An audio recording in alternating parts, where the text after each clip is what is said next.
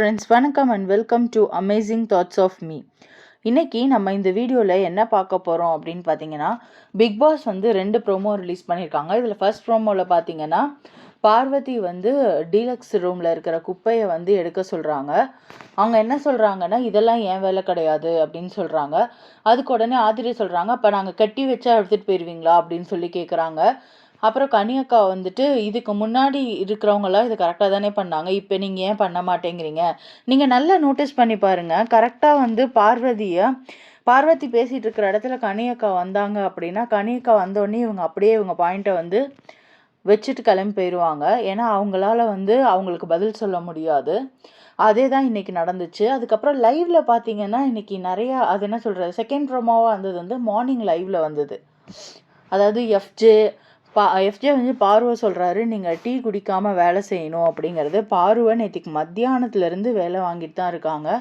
அவங்களும் சலிக்காமல் எல்லா வேலையும் செஞ்சு, ட்ராலி கொண்டு வா, இங்கே பாரு சேர் திரும்பி இருக்குது, எல்லா வேலையும் அவங்க செஞ்சுட்டு தான் இருக்காங்க.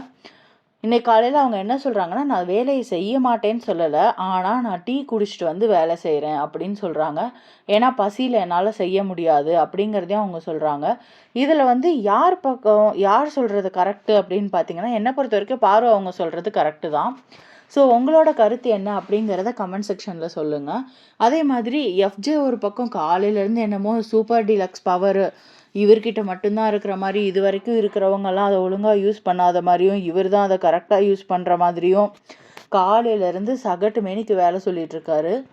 இன்னொரு பக்கம் பார்த்தா வியானா வந்து செய்ய முடியாது, நான் செய்ய மாட்டேன் அப்படின்னு சொல்லிட்டு இருக்காங்க. இன்னொரு பக்கம் பாரு, இதே மாதிரி இவங்கள சுற்றி தான் கண்டென்ட் இருக்கும். இந்த வாரம் பெருசாக வந்து வீக்லி டாஸ்க் வைக்கிறதுக்கு வாய்ப்பு இல்லை. ஏன்னா சென்னையில் வந்து எல்லோ அலர்ட்டோ ரெட் அலர்ட்டோ ஏதோ ஒன்று கொடுத்துருக்காங்க. ஸோ அதனால் இந்த வீக் வந்து வீக்லி டாஸ்க் இருக்க வாய்ப்பு இல்லை. ஸோ இதே மாதிரியான நிகழ்வுகள் தான் நிறையா வீட்டில் இருக்கும்.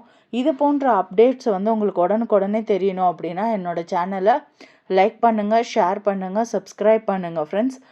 இதில் உங்களோட கருத்து என்ன அப்படிங்கிறத கமெண்ட் செக்ஷனில் தெரிவிங்க ஃப்ரெண்ட்ஸ். தேங்க்யூ. தேங்க்ஸ் ஃபார் வாட்சிங் மை சேனல்.